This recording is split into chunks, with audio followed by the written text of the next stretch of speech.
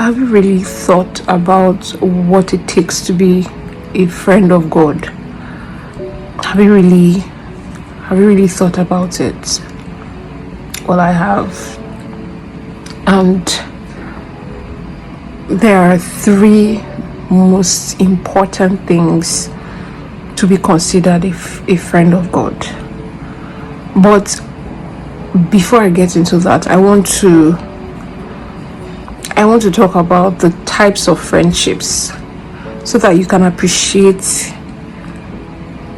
what being a friend of God really means. So there are three types of friendships, and I'm hoping that after we comb through the three of them, we would all appreciate what it means to be a friend of God. So there's the parasitic type of friendship, and this kind of friendship is an imbalanced kind of relationship where one person consistently takes without giving back. It often leads to emotional exhaustion and resentment, and there are signs to know that you are in a parasitic relationship. A few of the signs are that you would feel used, you feel drained, sometimes you feel objectified, and you just know that there is no reciprocal action from the other person. The person just always prioritizes their needs over yours. It's a type of toxic relationship where you feel manipulated, and the other person, you get a sense of the other person just always feels entitled, and they just focus on taking from you, milking you dry. It just doesn't feel mutual. There's no mutual affection, there's no mutual respect.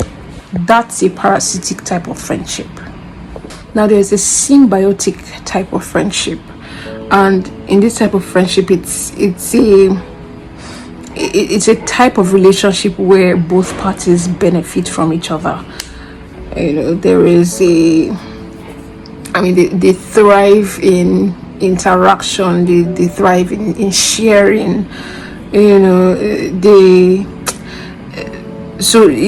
there's this close association that you feel with that person, where you are comfortable with that person, you provide for that person because that person is happy to provide for you. There's that mutual support, there's growth, you're happy to see that person thrive. Same thing, the person also is happy to see you thrive.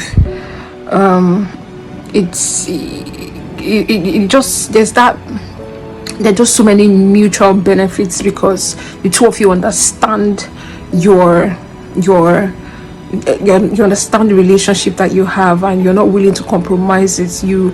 You're happy to pour into that person, and that person is happy to pour into you.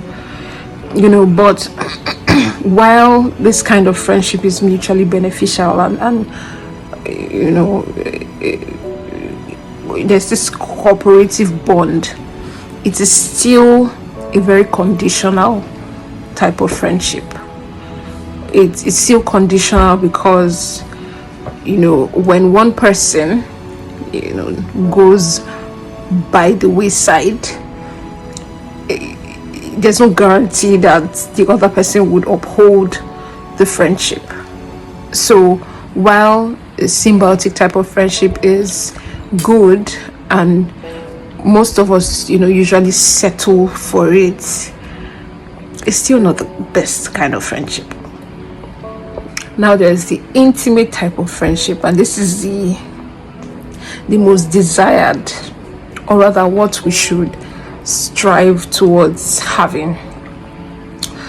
So it's the kind of friendship that most partners have, but it is the God kind of friendship. It's the kind of friendship that God has with us if we truly are friends with God. It's a deep kind of friendship that is filled with trust. is filled with obedience. It's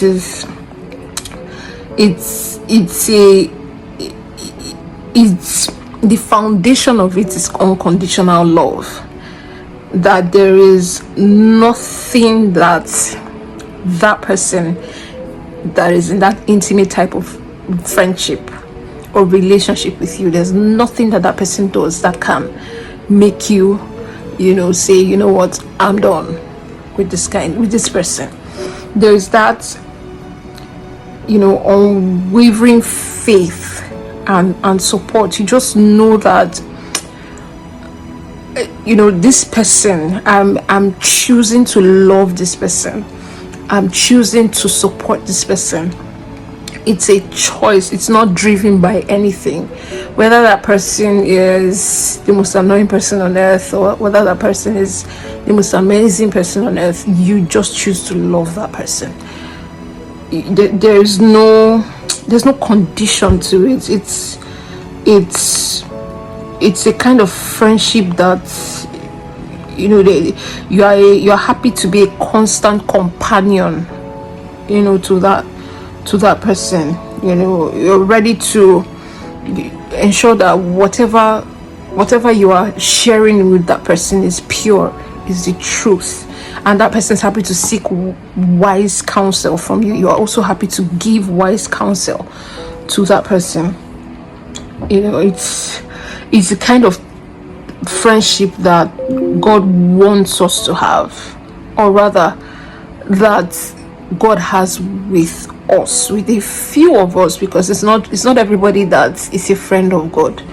There is one person or a couple of people, I think I'll say a couple of people, but there is one person that we know as a friend of God, and there were a couple of things that he did, and that person is Abraham.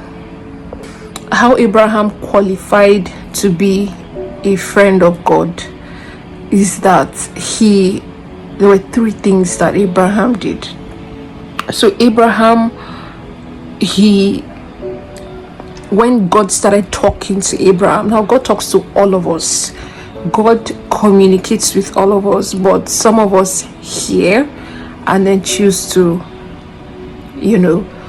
not adhere, not obey.